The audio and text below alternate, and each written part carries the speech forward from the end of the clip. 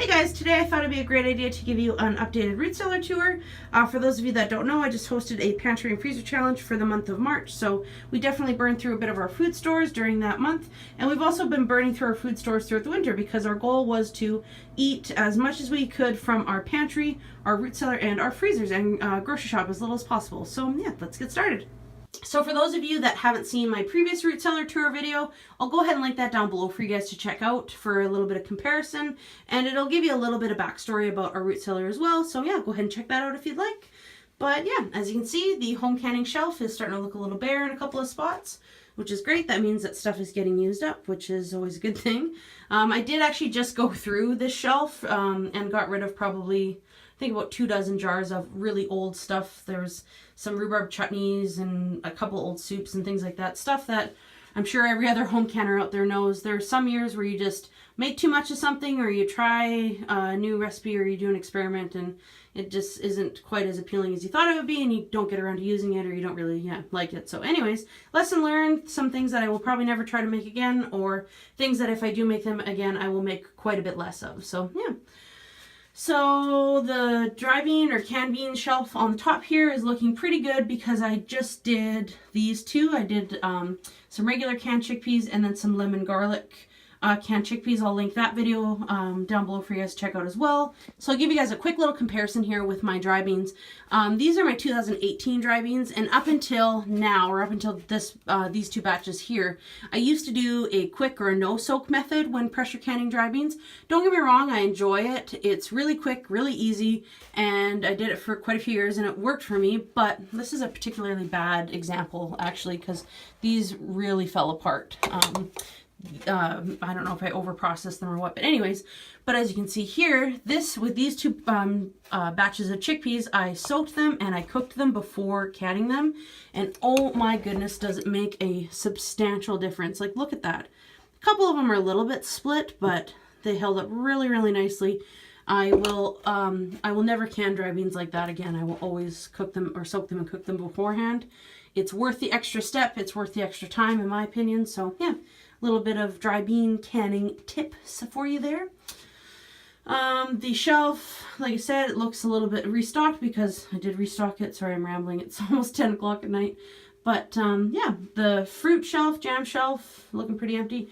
That over there is a box of a little pickle assortment I'm actually going to donate to a community banquet to auction off. But the canned fruit, the only thing that's left, I got a little bit of these mandarins left, which I probably should have got rid of those. They're just not a really great quality anymore. Same with these cherries, but they're still edible and they still have some good flavor, and yeah, this just getting towards the end of their life. But we've eaten a ton of peaches this year. I canned a ton of peaches last year though because I anticipated a lot of that. So yeah, about maybe half of the peaches we've gone through so far. These little lunch-size applesauces, I haven't actually gone through as many of them as I thought we would.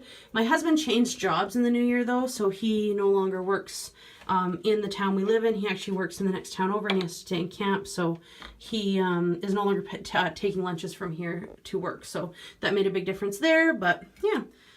Some pancake syrup. This stuff is pretty old, but there's only 3 jars of it left, so I'm hoping to use it. It's pretty much straight sugar anyway, so a little bit of jam left, vanilla rhubarb jam, some grapefruit marmalade. This is apricot jam. I'll probably do some jam again this year, some strawberry jam, stuff like that. I will definitely do more of this. This is my favorite, so yeah. The salsas and the chili sauce are both looking good, obviously, because the chili sauce I just did a few weeks ago. The salsas are looking good. I'm not actually eating as much salsa this year as I thought I would, or as we normally do, but I think that has something to do with not going to the grocery stores often, and we seldom have tortilla chips on hand, so makes a big difference, I think. And the pickle shelf.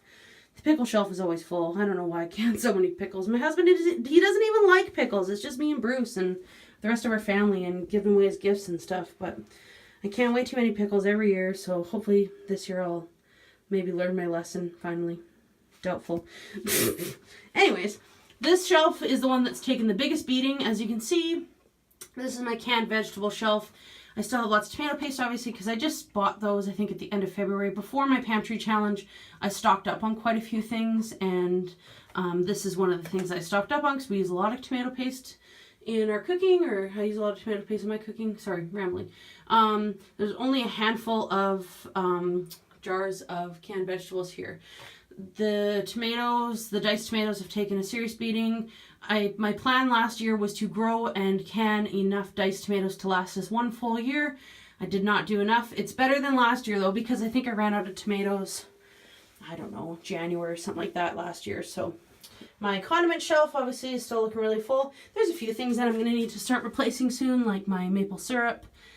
And I did just actually buy peanut butter, so that's why there's so many of those there. But this kind of stuff will all start getting used up more in the summer months.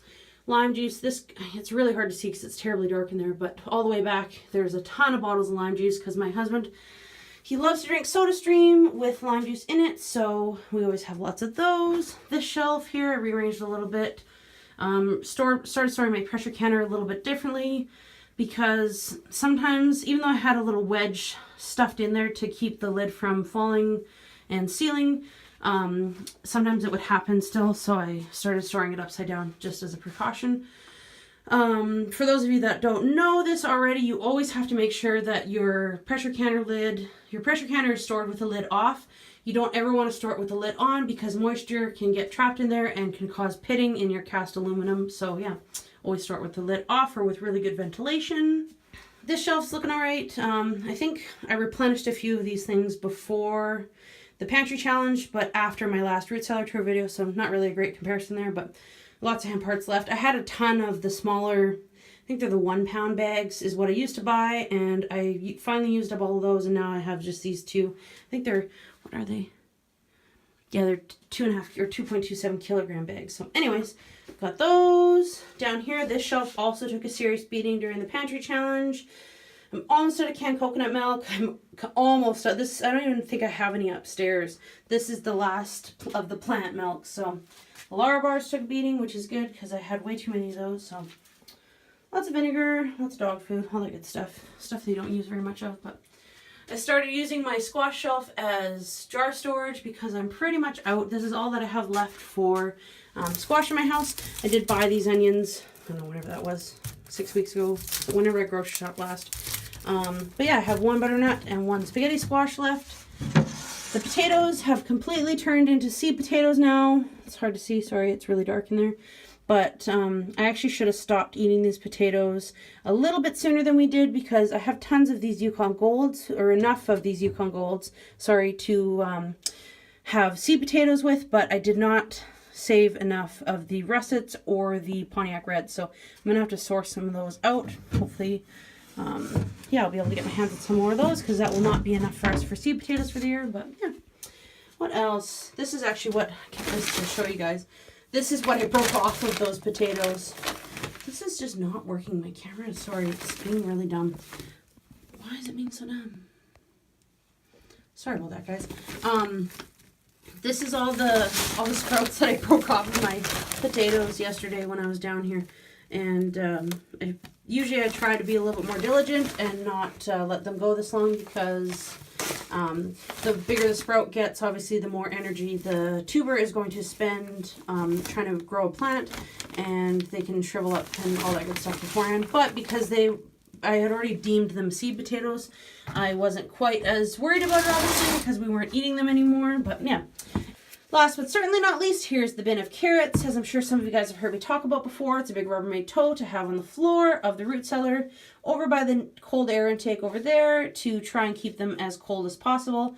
I think it was about 50 or 60 pounds worth of carrots that I put in here and had damp sand layered in between them. And yeah, I put them in here at the very beginning of October. We're now at the end of March, and they're still, I would call them edible, but we've actually stopped eating them strictly because they've just lost a lot of their sweetness and good carrot flavor. So there are definitely some that are getting, starting to get bigger rot spots on them in there, and they're starting to dry out now that I've stopped watering it since we stopped eating them. But I'm just so impressed about how well this is done. It's, yeah, really, really pleasant surprise. Really grateful for that. So looking forward to storing more carrots like this next year.